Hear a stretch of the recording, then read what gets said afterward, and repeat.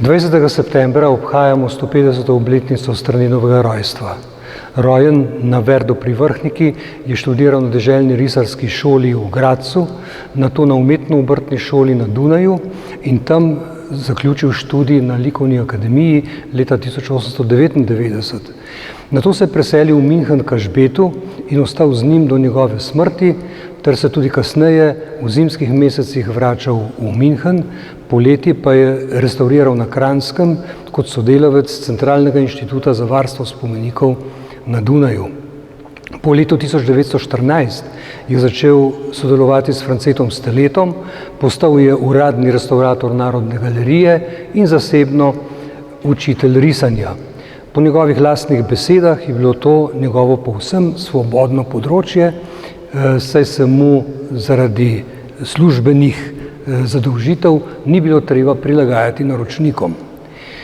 Kot član naše prve modernistične generacije, to je generacija slovenskih impresionistov, je izstopal zaradi slikanja figure v večini ženskih likov v meščanskih interjerjih in kot utemeljitelj akta kot velikega žanra v slovenski umetnosti.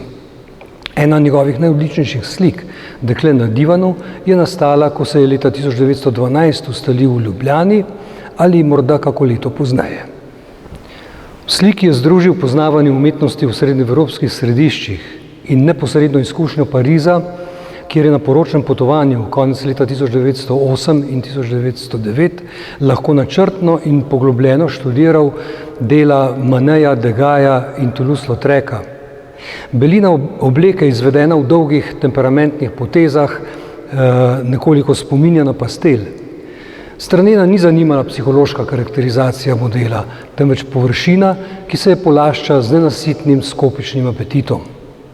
Svojo nalogo je razumel kot ustvarjanje ekvivalenc vidnega sveta z barvo in slikarsko potezo, svetlobo in senco in improvizirano gradnjo slike, da se zdi, kot da ta nastaja pred našimi očmi. Vsa koncentracija umetnikove pozornosti velja prepričljivosti tekstur in razločevanju površine različnih materialov v njihovih juxtapozicijah. Preproga, svetel čevelj, svilena nogavica, svilena obleka, tilasto ogrinjalo, politura pohištva, plišano ornamentirane prevleke, osvetljene in presvetljene z bleščečo svetlobo visokega dopoldneva. Vse to je paša za oči, pisana aureola, ki preglasi obraz mladega ženskega bitja.